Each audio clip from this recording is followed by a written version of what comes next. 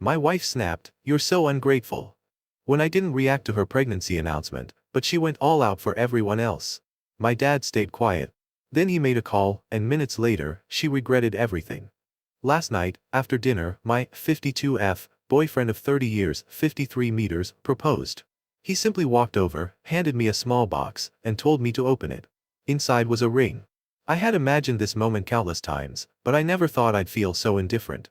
He then said that now that he's retired, he wants to relax and enjoy life, and he wants me by his side as his wife. It was a nice sentiment, but for the past 25 years, I had made it clear how much marriage meant to me. Instead of taking me seriously, he dismissed my feelings, made empty promises, and gaslit me. We even went through therapy, but one counselor pointed out that no matter how much effort I put into making him see my side, it wouldn't matter if he had already made up his mind.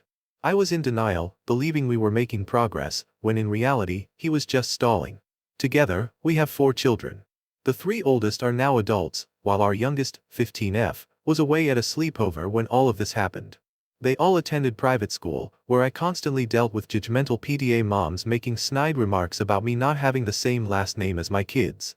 The preteen years were especially tough, as other children would tease them, saying, "Your dad would rather sin and go to hell than marry your mom." My BF's mom would tell him marriage would be selfish on my part, "It is just a piece of paper." My BF ended up rising up the ranks until he became an executive. I was a Psalm, so I felt like there was always a power imbalance, exasperated by the fact I could be tossed any time. I partly did stay because I wanted my kids to have the best life and because I felt lucky and proud to be partnered with such an intelligent, successful man, but also because I loved him. These past few years my boyfriend's career has taken a downturn. He will never be poor, but the company he was part of took a nosedive during 2020 and he had made enemies out of associates/board members. He chose to step away from his position and accept the generous severance package offered. Now, he's living off his investments and focusing on relaxation. I wasn't happy with how his career ended or how he treated people, and I had been contemplating whether I wanted to leave and find someone else after our youngest turned 18. So, his proposal caught me off guard. I would have thought he'd noticed that I've been avoiding discussions about our future lately. Now, he keeps talking about downsizing our home so we can travel and cut back on other expenses. But since we're not married, the house and finances are legally his, not ours. When I rolled my eyes, he noticed and got offended. He asked what was wrong, and I told him that it felt like I was only good enough to marry now that he's downsizing. That set him off. He claimed that just because he's no longer an executive, I suddenly find our relationship disrespectful. Then, he started implying that I was after his money. I was so furious that I walked out, telling him that maybe I should go find a relationship built on mutual respect because, at this point, I don't even know what that feels like anymore. Ida? Update.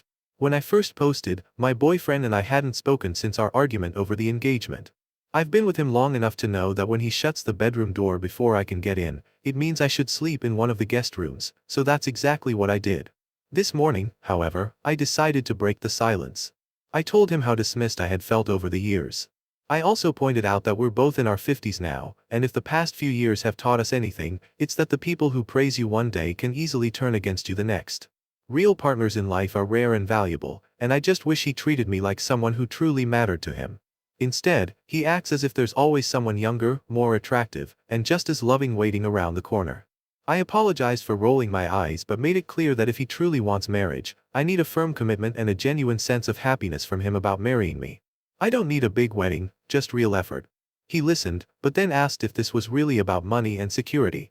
He said that being an executive's girlfriend came with expectations, but if I had wanted to work, I could have. He also implied that I wasn't appreciative enough of the social position I held because of his career. But that he's not mad about the eye roll, he said he didn't succeed by being that sensitive. He went on to say I was not his prisoner so I can leave at any time. But to remember he won't tolerate being made my prisoner either via manipulation. He said that for what it's worth, the engagement ring is mine and I could do whatever I wanted with it. He will also not be accused of not providing for his daughter, so be assured he won't shirk child support. But that he felt what I said before was emotional blackmail. He has now decided against marriage but said I'm welcome to travel with him if I want. However, his plans to travel are non-negotiable, so if I were to get a job, it would have to be a remote one.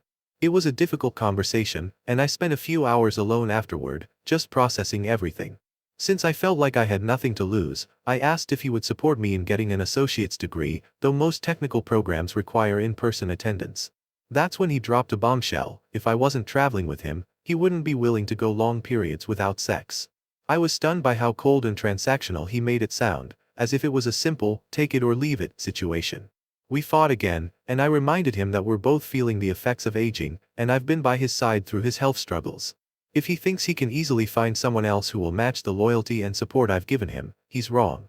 At this point, I'm actively looking for a way out. I'd be lying if I said I haven't been tempted to just agree to travel with him and try to make a remote job work. But deep down, I know how much resentment I feel toward his constant need for control in this relationship. I may not fully understand my own worth yet, but something in me is telling me there must be something better out there, at least in a partner. Additional information from OOP. This will be my last update for a while. I've decided to start applying for work-from-home positions such as social media manager, operations assistant, and bookkeeper as soon as I can put together a strong resume. I've downloaded online templates and am researching programs designed to support displaced homemakers. Some career advice websites claim they've helped homemakers land $60,000 jobs, so I'm putting in the effort to refine my resume. I hope that during interviews, hiring managers will recognize my dedication and give me a chance, rather than dismissing me as unqualified for a white-collar role when I'm fully prepared to work hard. Having managed a household for years, I believe roles in operations, administration, and social media management, especially since I have experience with photography for family and friends, are well within my capabilities. If my previous comments came across as entitled or out of touch, I sincerely apologize. That was never my intention. My goal is to earn enough to afford a studio or one-bedroom apartment in a reasonably safe area. I've heard that new graduates in business administration or marketing can start at $45,000 to $50,000 in semi-remote positions and reach $70,000 to $80,000 within 5 years. I'm hopeful that if I demonstrate my commitment to obtaining certifications in these fields, employers will see my potential and give me the opportunity to grow in my career. I just need somebody to take a chance on me and let me prove that I'm a hard worker. I am not above applying to the big box retailers and such, but the people who work there seem to all be teens or else adults with dubious criminal pasts, so for the sake of my safety, as well as the promotion opportunities available with desk jobs, I would like to explore all my options. I will not sell the ring as of right now out of respect for my partner. However, if he shows me any more displays of disrespect, I will sell the ring. I will, however, do everything I can to prevent myself from falling into poverty, and if that means seeing a lawyer, I will do so. But in my opinion, new grads don't have that much more experience and much less invested in a job, so they can pick up and leave at any time, so I feel I'd be a more reliable hire. Relevant comments. OOP on the lack of communication in the relationship and accusations of taking advantage of her BF. I just hope he stops blaming me whenever life doesn't shower him with the appreciation he expects. If he does go through with finding someone else for sex, since he made it clear that he won't be abstaining while I stay home and he travels, I hope he doesn't hold me responsible when he realizes he can't find someone who will care for and love him the way I have. If he's searching for something better and comes up empty-handed, that's on him. OOP on her efforts to become financially independent. I understand the harsh criticism from many people, and at this point, I've grown numb to it. I was hoping that if I could land a part-time job, I'd be able to save up for an apartment and reliable transportation to start fresh. If that doesn't work out, I want to explore certificate programs or nonprofits that help moms gain certifications and secure jobs. I don't know much about remote work, but if there are low-paying part-time remote jobs that would allow me to work from home while I establish my new life, I'd be grateful for the opportunity. I have a cousin in her 30s who's a mom and works part-time, earning around $30 an hour, but she has an accounting degree. Her setup seems ideal, and I'm hoping she can offer some guidance since she was able to network her way into that position. I know I have a lot to figure out. Update.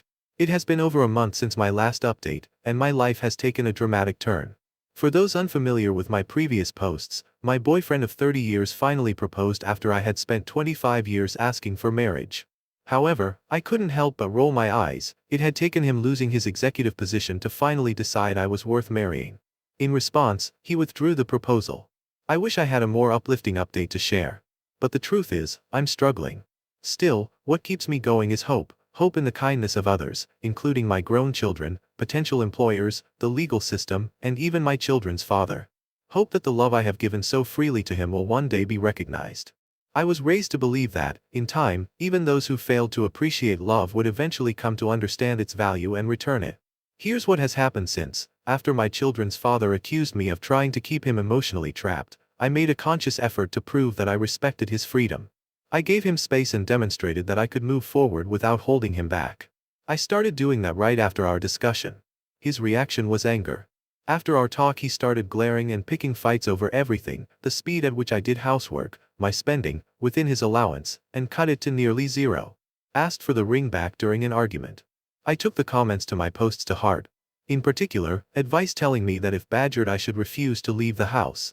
Just a few days after our conversation about the engagement he picked a fight and accused me of ignoring him. He said he wanted me out.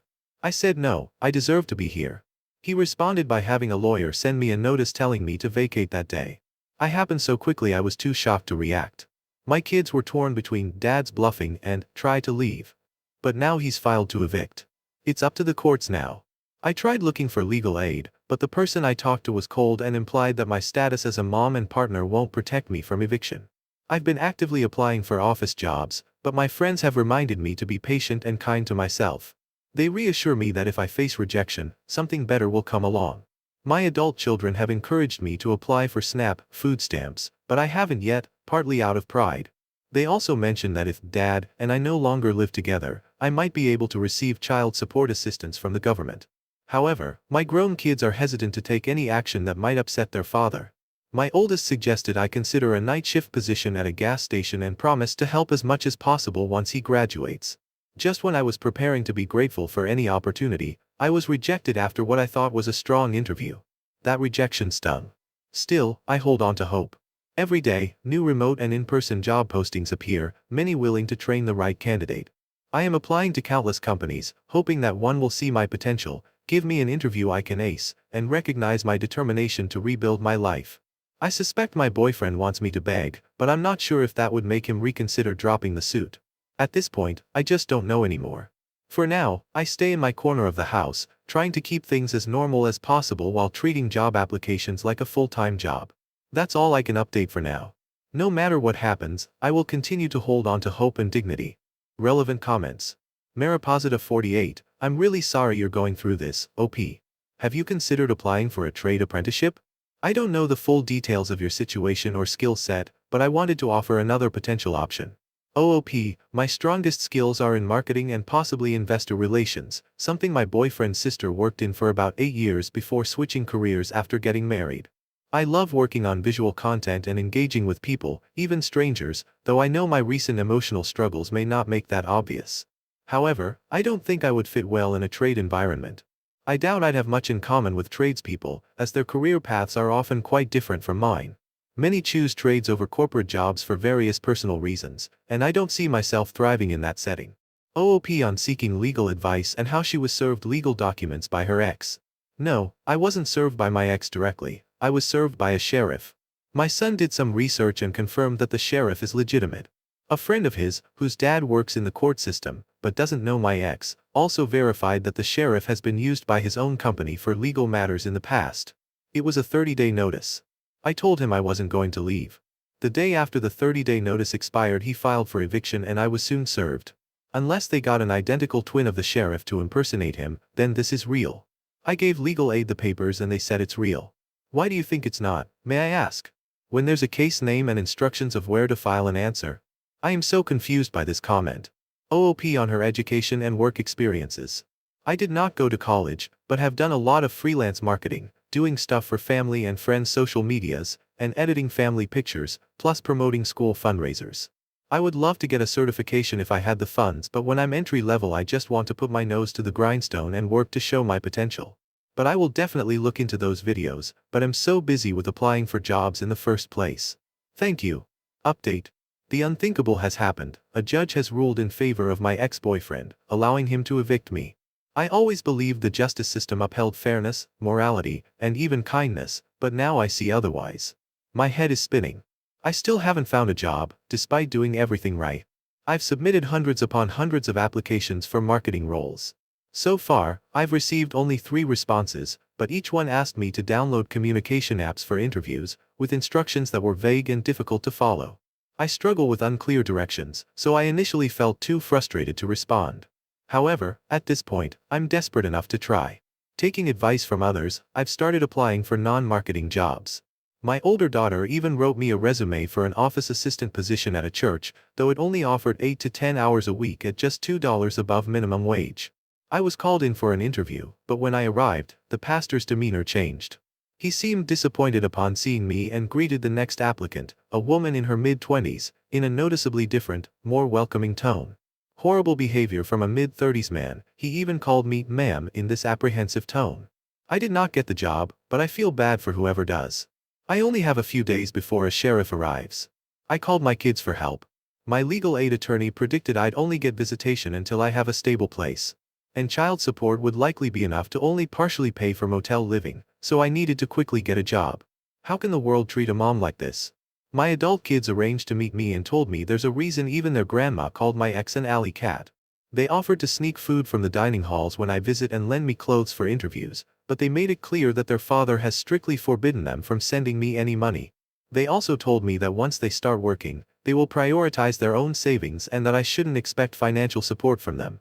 They reassured me that it's not my fault but admitted that witnessing fleeting, inconsistent affection throughout their childhood, along with experiencing bullying and seeing kind people like me treated poorly, has made them emotionally detached. In all that instability, the only constants were achievements and money, which shaped their outlook.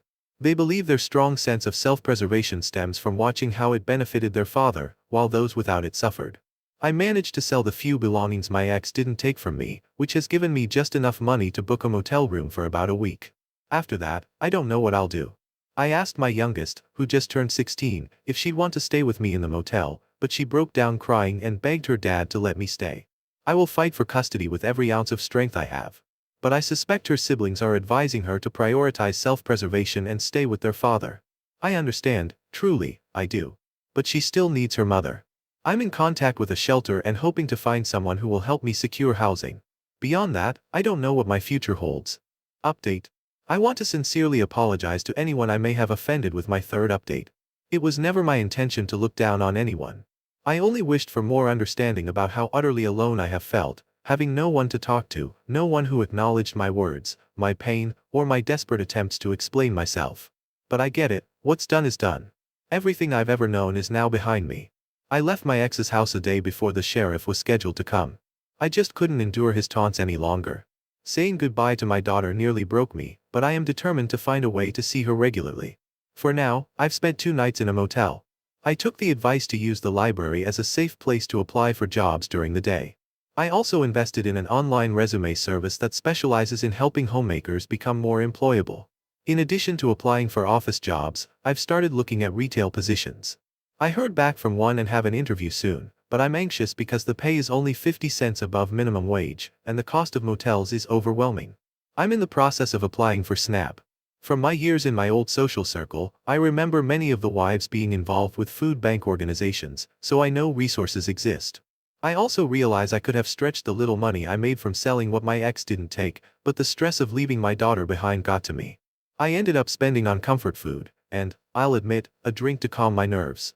My friends from that circle were mostly not communicating with me, but when it was known I was about to be homeless, suddenly they seemed to have renewed interest in me all at once, but not in the way of giving me any sort of assistance or emotional support. I asked one of the women about the food bank she used to host fundraisers for and the availability. She replied back with the availability. I went there but was humiliated that me telling her when I was going to go resulted in her and 3 others from that circle being around, claiming to be volunteering when they only hosted fundraisers, never volunteered on site, when I arrived and making a show out of asking a lot of probing questions. Yet they started prattling on about party things, complaining about upcoming trips they knew I could now not be a part of.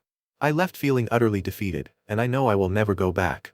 Now, after spending my second night in a shelter, I'm trying to hold on to the little I have left. I know some may judge me for saying this, but it's been difficult to feel grateful for this place. The pests, the lack of cleanliness, the sounds of someone crying beside me as I try to sleep, and another person getting sick nearby, it's overwhelming. All I can do is hold on to hope. Hope that things will eventually get better. That I won't be endlessly punished with grief and fear simply for wanting a better life. I pray I get the job I'm interviewing for because the thought of returning to the shelter shakes me to my core, especially since we're required to leave every morning at a set time. I am not some worthless leech. I simply made the mistake of loving a man and believing he would cherish that.